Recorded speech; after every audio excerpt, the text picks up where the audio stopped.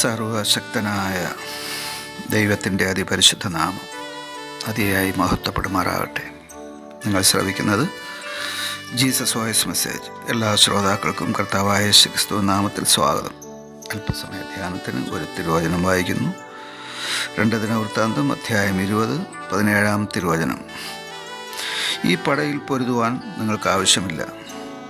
യഹൂദായും യെരുശലേമും ആയുള്ളവരെ, നിങ്ങൾ സ്ഥിരമായി നിന്ന് യഹോവ നിങ്ങൾക്ക് വരുത്തുന്ന രക്ഷ കണ്ടുകൊള്ളുവിൻ. ഭയപ്പെടരുത്, ഭ്രമിക്കുകയും അരുത്.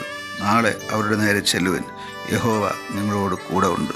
കർത്താവിൽ പ്രിയരെ, നാം വായിച്ചു കേട്ട 2 ദിനവൃത്താന്തം 20 അധ്യായം 17 തിരുവചനത്തിൽ മോവാബ്യരും അമ്മോന്യരും ഇങ്ങനെ വലിയൊരു സമൂഹം യെരുശലേമിൽ യഹോശാഫാത്തിൻ്റെ ദേശത്ത് യുദ്ധം പ്രഖ്യാപിച്ചിരിക്കുമ്പോൾ ദൈവത്തിൻ്റെ പരിശുദ്ധാത്മാവിനാൽ നിറയപ്പെട്ട ഒരു സന്ദേശം യഹോശാഫാത്തിന് ലഭിക്കുകയാണ്. ആ സന്ദേശത്തിൻ്റെ ഒരു ഭാഗമാണ് നാം വായിച്ചു കേൾക്കുവാനിടയായത്. ഈ വലിയ സമൂഹത്തോട് യുദ്ധം ചെയ്യുവാൻ നിങ്ങൾക്ക് ആവശ്യമില്ല. ഈ യുദ്ധം ദൈവം നടത്തുമെന്നാണ് ഇവിടെ യഹോശാഫാത്തിനോടും തൻ്റെ ദേശത്തിലെ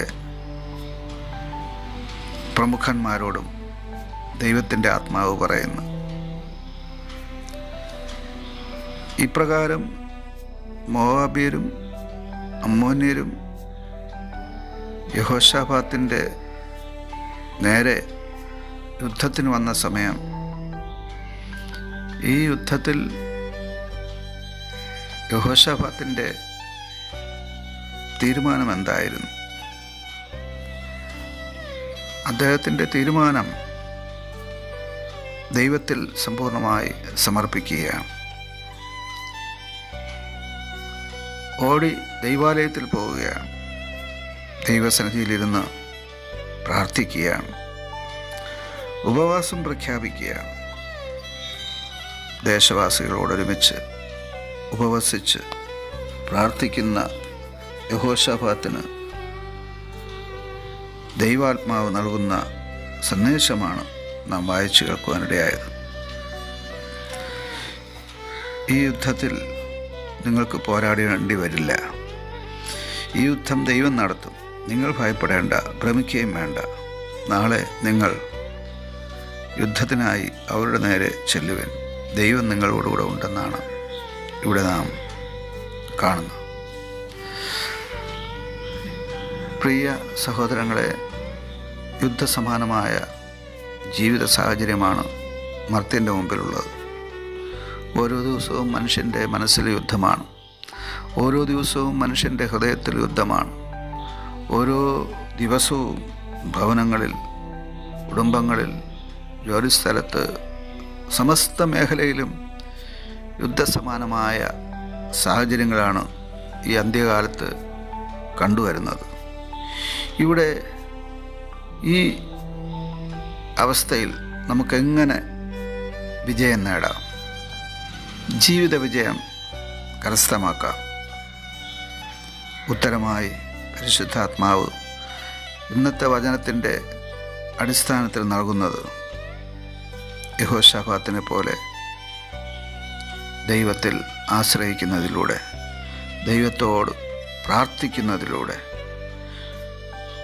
ഉപവസിച്ചും അല്ലാതെയും ദൈവത്തോട് പ്രാർത്ഥിക്കുമ്പോൾ, ദൈവത്തിൽ വിശ്വസിക്കുമ്പോൾ, ദൈവത്തിൽ ശരണപ്പെടുമ്പോൾ ദൈവം ഇടപെടുവാനിടയാകും.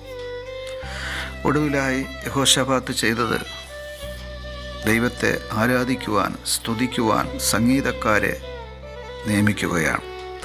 2 ദിനവൃത്താന്തം 20-21 നാം അതാണ് കാണുന്നത്. ഇങ്ങനെ യഹോശാഫാത്ത് ദൈവത്തെ സ്തുതിക്കുവാൻ, വാഴ്ത്തുവാൻ, പുകഴ്ത്തുവാൻ, ആരാധിക്കുവാൻ സംഗീതക്കാരെ നിയമിച്ചപ്പോൾ അവരെല്ലാവരും ചേർന്ന്, അഥവാ ഇസ്രായേൽ ജനങ്ങൾ എല്ലാവരും ചേർന്ന് ദൈവത്തെ പാടി സ്തുതിച്ച് വാഴ്ത്തി പുകഴ്ത്തി ആരാധിക്കുകയാണ്. ഈ ആരാധനയുടെ മധ്യേ ദൈവപ്രവൃത്തി വെളിപ്പെടുകയാണ്. 2 ദിനവൃത്താന്തം 20-22 വാക്യത്തിൽ നാം ഇങ്ങനെ വായിക്കുന്നു: അവർ പാടി സ്തുതിച്ചു തുടങ്ങിയപ്പോൾ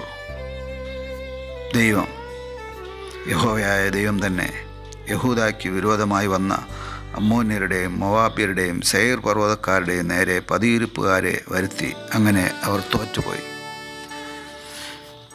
ഇസ്രായേൽ ജനത്തിൻ്റെ അഥവാ യഹൂദ ജനത്തിൻ്റെ വിജയത്തിന് ഇവിടെ കാരണമായ ചില സംഗതികൾ: ദൈവാശ്രയം, ദൈവവിശ്വാസം, ദൈവത്തോടുള്ള പ്രാർത്ഥന, ദൈവത്തെ ആരാധിക്കൽ. ഇത്രയും അവർ ചെയ്തപ്പോൾ അവർക്ക് വലിയ വിജയമുണ്ടായി. നമുക്കും ഇപ്രകാരമുള്ള വിജയം ലഭ്യമാണ്. ആമേൻ. സിയോൻ സൈന്യമേ ഉണർന്നിടുവിൻ, പൊരുതു നീ ജയമെടുത്തു വിരുദു പ്രാപിക്കാം. സിയോൻ സൈന്യമേ ഉണർന്നിടുവിൻ, പൊരുതു നീ ജയമെടുത്തു വിരുദു പ്രാപിക്കാം. കേൾക്കാരായി തൻ കാഹളധ്വനി, നാം പോകാറായി പാർത്തലം വിട്ട് തേജസ്സേറും പുരേ. കേൾക്കാരായി തൻ കാഹളധ്വനി, നാം പോകാറായി പാർത്തലം വിട്ട് തേജസ്സേറും പുരേ.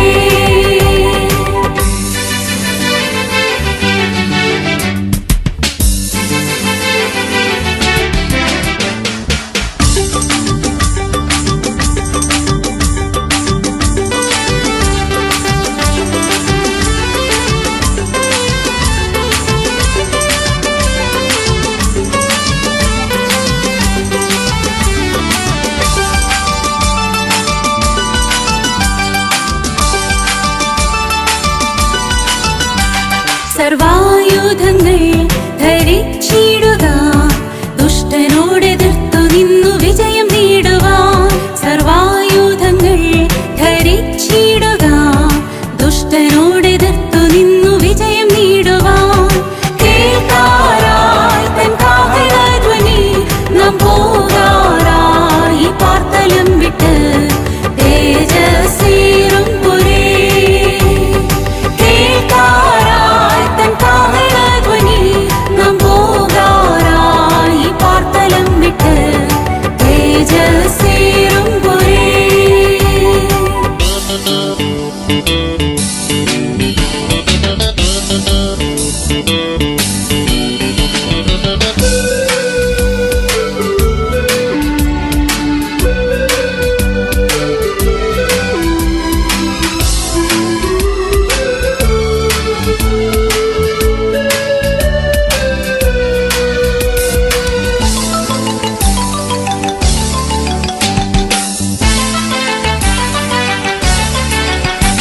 ക്രിസ്തേശുവിനായി കഷ്ടം സഹിച്ചോർ, നിത്യയുഗങ്ങൾ വാഴും സ്വർഗ സിയോനിൽ.